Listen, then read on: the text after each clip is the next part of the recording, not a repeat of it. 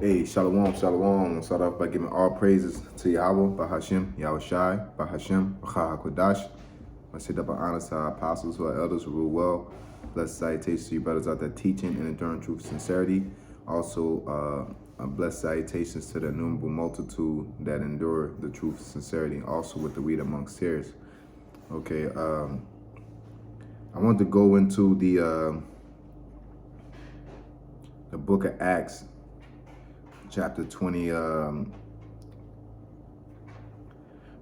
So 20 and 30, because I want to go over this because as it's spreading around right now, you got Tazarayach and pretty much side nigga got them on got side nigga got, or side netta, I'll be fair, side netta got Captain Tazarayach on the ropes, you know, and there's many videos that brothers did to expound on it, clarifications and things like that. Apostle Gabar went in, the elder Yashawamba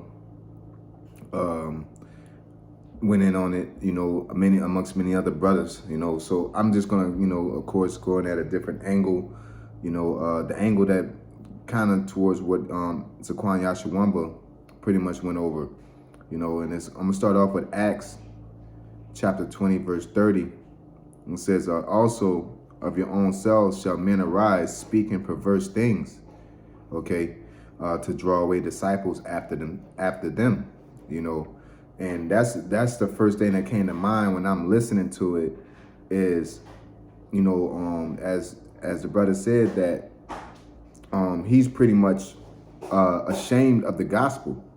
And a lot of these guys like that, or him in particular, I just keep it square. Him in particular, he wants the truth to be how he wants it to be. He wants it how he imagines it in his mind. You know, he got his feelings toward women. He got his feelings toward the ministry.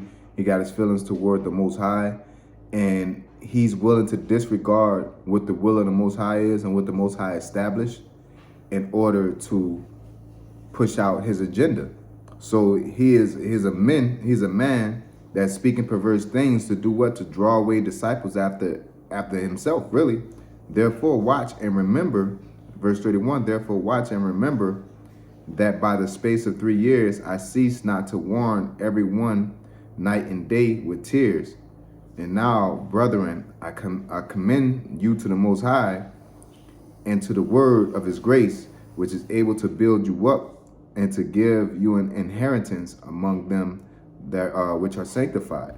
You know, so at the end of the day, we're supposed to deal with the gospel truthfully, directly, and correctly, man. You know what I'm saying? There's certain scriptures. Hey, the rape doctrine, the new moon, the many of angles and things that the scriptures say. You know what I'm saying? And I want to get this real quick within the Apocrypha, okay?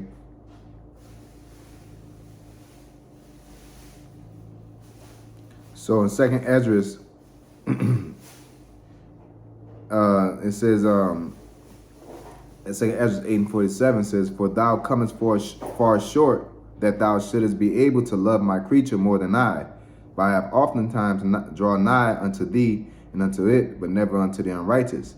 Okay, so now, you know, even though within the context of this situation, Ezra was pleading for the wicked, you know what I'm saying, for their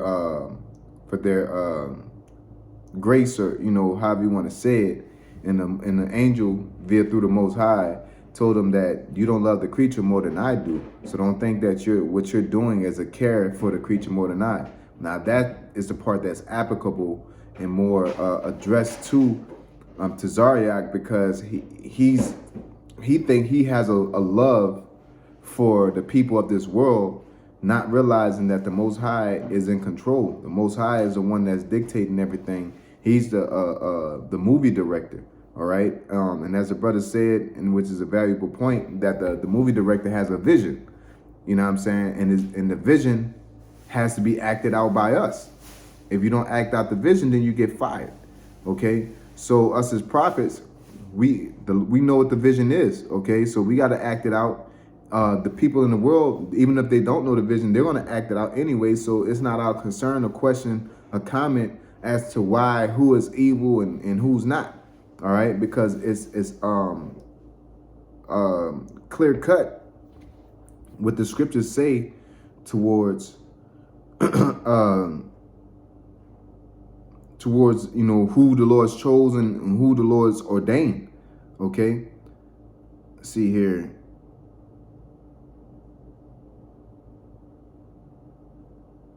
I'm trying to look for this the scripture in 2nd Ezra, chapter 9.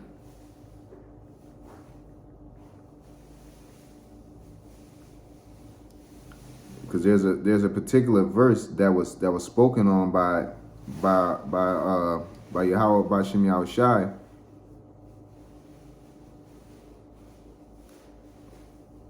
I don't want to spend time looking for it. But the Lord pretty much said in 2nd Ezra 9th chapter that the Lord have chosen us before the foundation of the earth. You know what I'm saying? And then you got the situation where, in heaven, where the angels and the demons, pretty much the left hand and right hand side, let's put it like that, that they were counseling with the Most High to see who was gonna make Ahab fall. All right. So that shows that the Lord controls the good and the evil. He said he bringeth down low, he bringeth up, he killeth, he make alive, all ultimately to show his power. And Tazarayach's using a base mindset of thinking, okay, well, why would he do something like that? The Lord has a whole game plan. He has a whole movie that obviously he don't know about, or he's not in tune with, or else he wouldn't understand why the Lord's doing what he's doing. Really, it's because he can, and he has an ultimate plan, and the plan is going to bring forth truth, and it's going to manifest truth, okay? Because the Lord has reasons for why he does things. He don't just randomly do things, okay? The whole point is to show the knowledge of good and evil, okay? And to give us the knowledge of good and evil. And it all started with Adam and Eve, okay? All the way up to this point. So how evil comes into the world shouldn't be in question. The real question should be as to what's the reason. You know what I'm saying? And the reason is for us to learn how to rule and govern the world and how to avoid wickedness, man. All right. So the Lord created spirits, or created people to be homosexuals. He created people to be wicked. He created people to be good, just as he created prophets. He created Esau, man. Esau's existence in itself. He created the spirit version of Esau, Salakia. He created the spiritual version of Esau, and he also created the physical. You know what I'm saying? When that spirit inhabits that body, the way he looks, the way he is, as he said about Jacob and Esau, he said before they came out of the womb. Matter of fact, let's get that. I'm gonna go to Romans chapter 9, and this is a very simple subject, but people get their emotions involved and try to create their own truth, you know what I'm saying, and try to coagulate it with the actual truth. Okay, so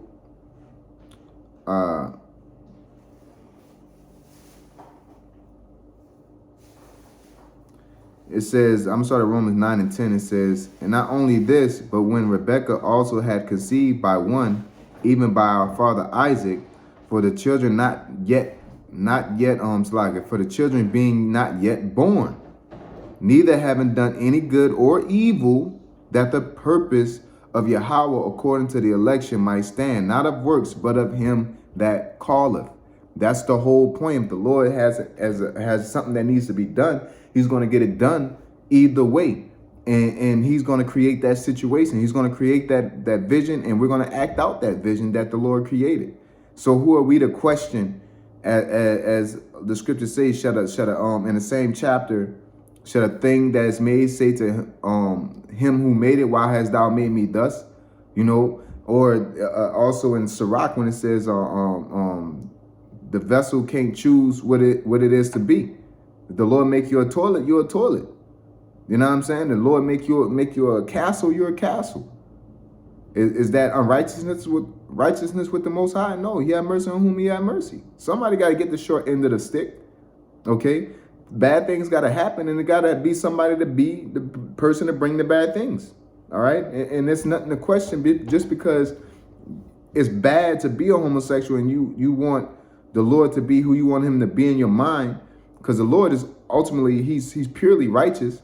You know what I'm saying? But he is everything, because he created everything. You know what I'm saying? But ultimately he is righteous, and he created Satan, created Esau, he created everything, the idea of wickedness. If not, then who did it?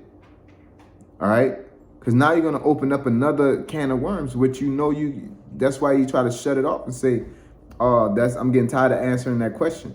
Well, like hey, Sonette at a point, it's layers, man. It's layers. You might learn something and then you come back. It's same thing with the scriptures.